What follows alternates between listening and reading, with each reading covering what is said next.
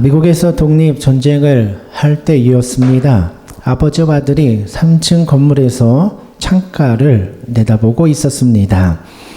그때 길에는요, 영국 군인들이 지나가고 있었습니다. 아들이 아버지에게 이렇게 말하였습니다. 아빠, 영국 군인들 군복이 흰색입니다. 이렇게 말을 하였습니다. 아버지는 이상하다 생각을 하였습니다. 영국 군인들의 군복의 색깔은 빨간색이었기 때문입니다. 그래서 아버지는 아들에게 말합니다. 내가 잘못 봤을 거야. 영국 군의 군복은 빨간색이야 라고 말해 주었습니다. 그러나 아들은 끝까지 고집을 부리면서 군복이 흰색이라고 우기는 것입니다. 아버지가 창가로 가서 보니까 아들이 흰색 커튼을 통하여서 창밖을 보고 있었던 것입니다. 흰색 커튼을 쳐놓고요, 창밖을 보니까요, 온 세상이 다 흰색으로 보이는 것입니다.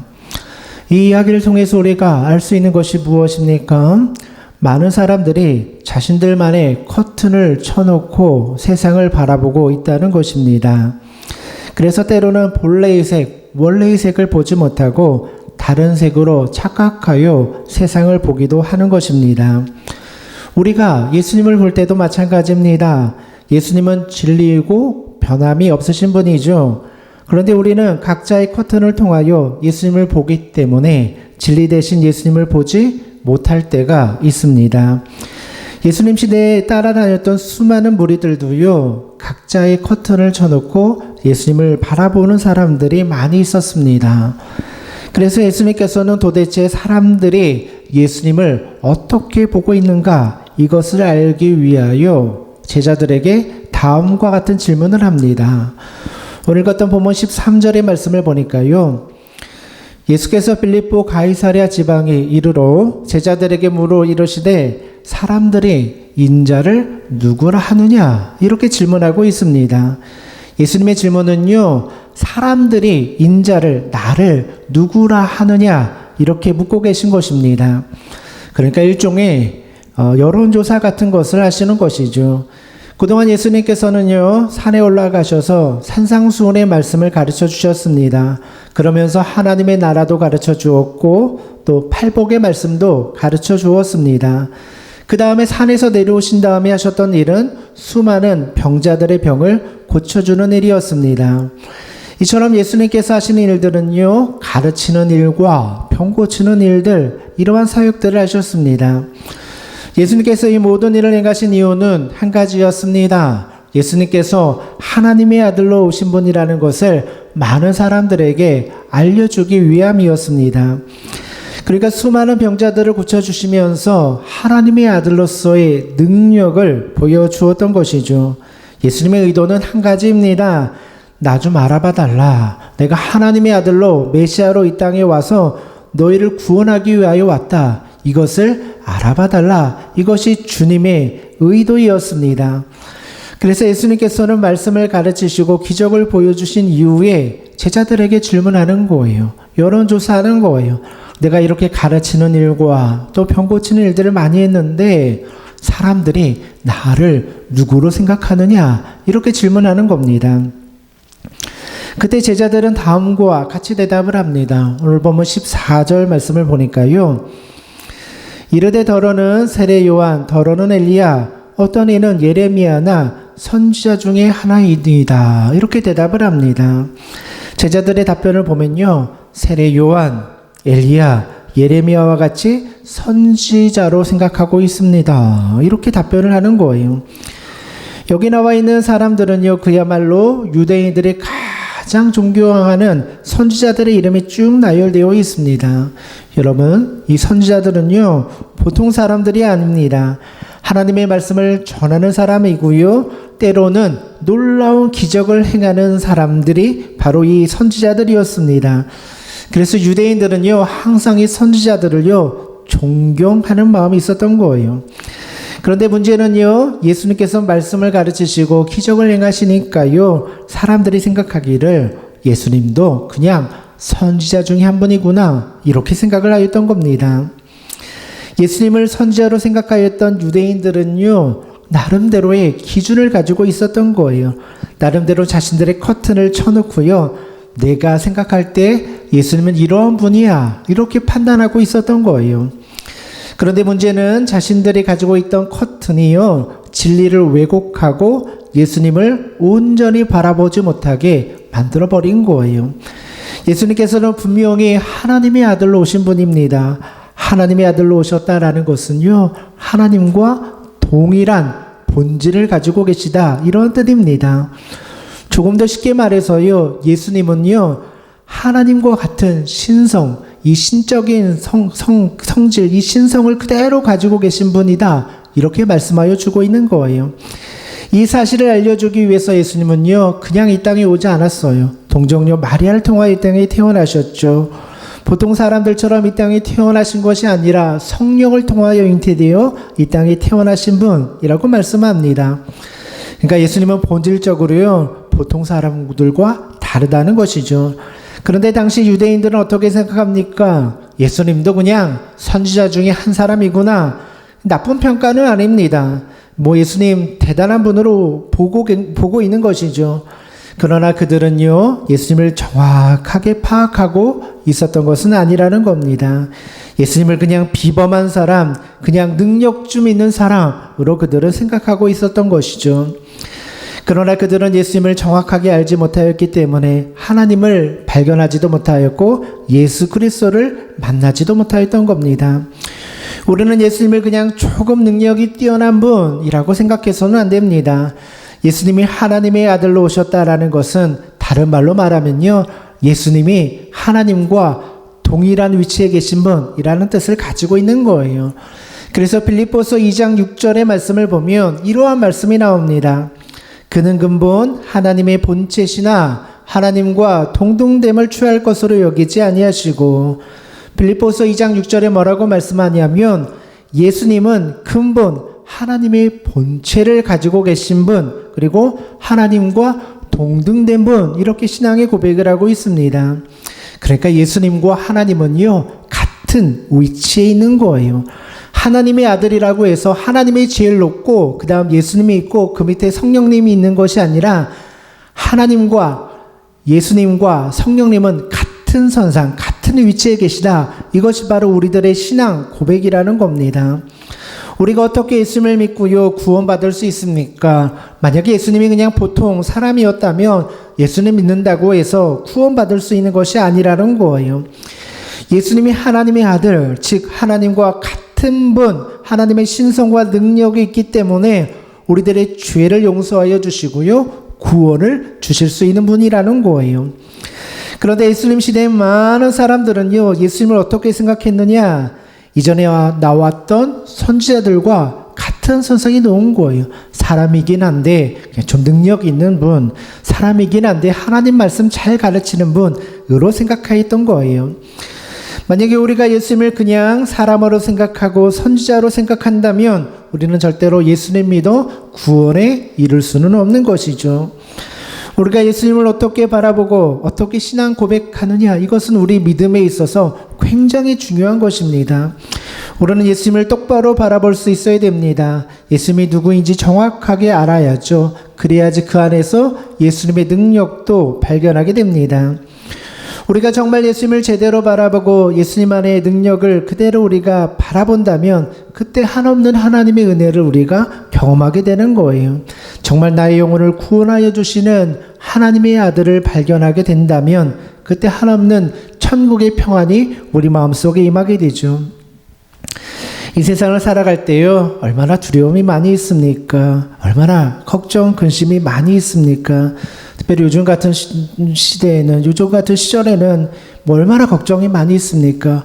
온 나라가 코로나 바이러스로 인해서 고통 가운데 있습니다. 그 어디에도요 안전한 곳이 없고요 그 어디에도 쉴 곳이 없는 거예요. 그때 우리는 무엇을 해야 되겠습니까? 오로지 우리 마음속에 평안과 능력을 주시는 예수 그리스도를 바라보아야 되는 거예요. 예수님 바라보고 주님 품 안에 있을 때 하나님께서 우리를 안전한 피난처로 인도하여 주시는 거예요. 마음의 평안도 주시고요 두려움도 떨쳐버릴 수 있게 되는 거예요. 어느 교회 성도님이 임종을 앞두고 있었습니다. 그래서 목사님이 성도님을 찾아가게 되었어요. 병상에서 성도님은 기도하고 있었는데요. 목사님이 물어봤어요. 마지막 순간에 무엇을 위해서 기도하고 계십니까? 그랬더니 성도님이 말하는 거예요. 하나님 앞에 회개 기도를 하고 있어요. 그런데 목사님, 회개 기도가 잘 안 돼요. 하나님 앞에 옛날 잘못한 거 떠올리면서 기도하는데요. 하나님이 자꾸만 이러한 말씀을 주시는 거예요. 그때도 내가 너를 참아주지 않았니? 그때도 내가 너를 사랑하지 않았니? 그래서요, 회개 기도하는데 자꾸만 눈물이 나고 감사의 기도가 터져 나와서 회개 기도를 할 수 없어요. 이렇게 말하는 거예요. 이 성도님의 마음속에는요, 은혜가 넘쳐나는 거예요. 이제 임종을 앞두고 큰 병에 걸려서 죽음을 앞두고 있는데 그때 회개 기도를 하는데 마음속에 오히려 감사의 기도가 터져 나오더라는 거예요. 죽음 앞에서요, 두려워하는 게 아니라 감사와 찬양이 터져 나오더라는 거예요. 목사님은 다시 성도님에게 물었어요. 이제 성도님, 마지막 순간이 다가왔는데 뭐라고 기도했으면 좋겠어요? 병 낫게 해달라고 기도할까요? 아니면 천국 가게 해달라고 기도할까요? 그랬더니 성도님이 하는 얘기가, 병 낫기 위해서 기도하지 마세요. 저 이제 다 마음의 준비가 됐어요. 평안한 마음으로 천국 가기 위해서만 기도해 주세요. 이렇게 말을 하는 거예요. 이 성도님의 마음속에요, 천국에 대한 확신이 있으니까요, 마지막 순간에 저 좀 살게 해주세요. 병 고쳐주세요. 이렇게 기도해달라고 하는 것이 아니라 평안한 마음으로 천국 가게 해주세요. 이 기도만 해달라고 이야기를 하는 거예요. 마음에 확신이 있는 거예요. 어떻게 이런 확신을 얻을 수 있습니까? 하나님의 아들로 오신 예수 그리스도를 만났기 때문이에요. 주님 만나고요, 주님 안에서 생명을 발견하고요, 하나님의 나라를 발견하니까 두려움이 사라지는 거예요. 내가 오늘 죽어도 천국 간다는 확신이 있으니까요, 담대할 수 있는 거예요. 이 성도님이 마지막에 목사님에게 이렇게 말했다고 해요. 목사님, 내일 아침 천국에서 만납시다. 마음속에 천국에 대한 확신이 있으니까요, 다시 천국에서 만날 이 확신도 얻게 되는 거예요.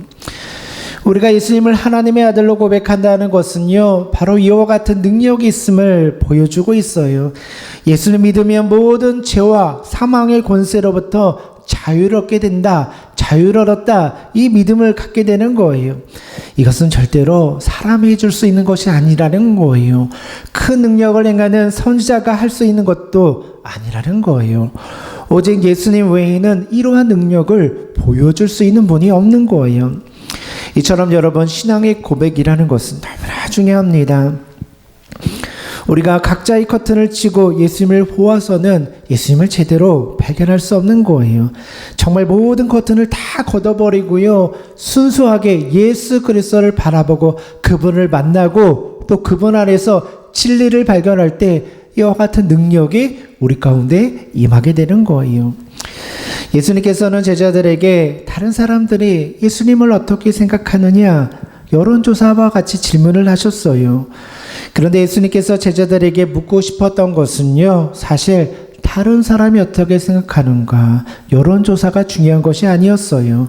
그 다음에 나오는 15절의 말씀을 보면 주님께서 진짜 하고 싶으셨던 질문이 나오죠. 15절 말씀을 보면요, 이르시되 너희는 나를 누구라 하느냐, 이렇게 질문하고 계세요.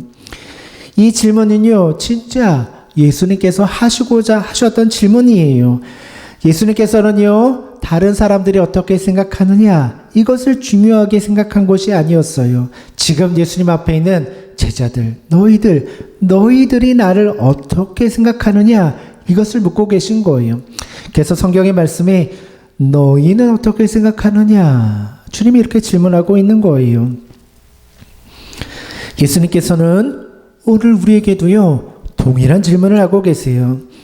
다른 사람들이 어떻게 생각하는 것이 중요한 것이 아니다. 다른 신학자가 어떻게 생각하는 것이 중요한 것이 아니다. 다른 목회자가 어떻게 생각하는 것이 중요한 것이 아니다. 지금 이 자리에 앉아 있는 너희는 나를 어떻게 바라보고 어떻게 생각하느냐, 이렇게 질문하고 계신 거예요. 사실 우리가 예수님을 믿고 구원을 받는 것은요, 다른 사람의 생각이나 의견으로 구원을 받는 것이 아니에요. 바로 내가 지금 이곳에서 예수님을 어떻게 어떻게 바라보고 있는가? 이것으로 구원을 받는 거예요. 구원은요, 절대로 다른 사람이 대신 받아줄 수 있는 것이 아니에요. 부모님의 믿음으로요, 자녀들이 구원받을 수 있는 것도 아니에요. 각자 자신의 신앙의 고백을 가지고 그 고백을 통하여 구원에 이르게 되는 거예요. 그러니 내가 예수님을 어떻게 생각하고 있는가? 지금 내가 예수님을 어떻게 바라보고 있는가? 너무나 중요한 신앙의 고백이라는 거예요.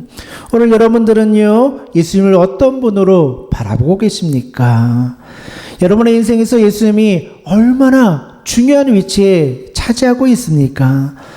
주일날이면요, 1시간 예배 드리면서 예수님 생각하는 것이 나에게 전부인가? 아니면 내 인생을 다 바쳐서 내 모든 시간과 내 모든 인생을 다 바쳐서 주님 앞에 드려도 아깝지 않은 것이 바로 내가 예수님을 생각하는 마음인가? 우리가 한번 돌아보아야 한다는 거예요. 성경을 보면요, 예수님, 주님을 사랑하라 이렇게 말씀하고 있잖아요. 사랑한다는 것이 무슨 뜻입니까? 사랑한다는 것은요, 계속 생각하는 것을 의미합니다. 그래서 사랑하는 사람을 만나면요, 계속 생각하게 되어 있어요. 사랑한 여인이 만나면요, 그냥 계속 생각이 나요.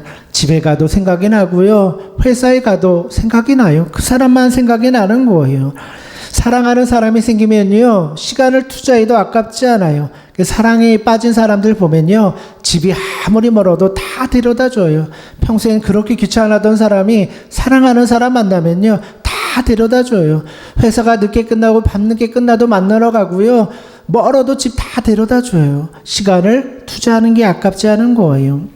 또 사랑하는 사람을 만나면요, 돈도 아깝지 않아요. 평소에는 짠돌이도요, 사랑하는 사람 만나면요, 비싼 선물 사는 거 아깝지 않아요.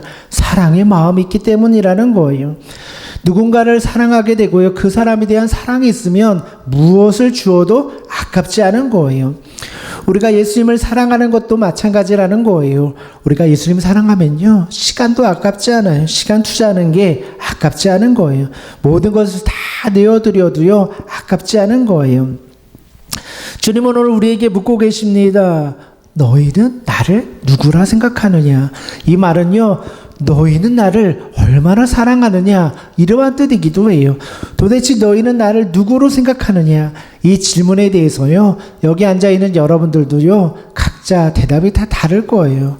어떤 사람은 이렇게 생각하고, 어떤 사람은 이렇게 생각하고, 어떤 사람은 더 사랑하고, 어떤 사람은 덜 사랑하고, 조금씩 다 차이가 있겠죠. 우리는 스스로 믿음을 점검해 보아야 돼요. 그냥 일주일에 1시간 정도 주님을 생각하는 정도로 내가 주님을 생각하는가?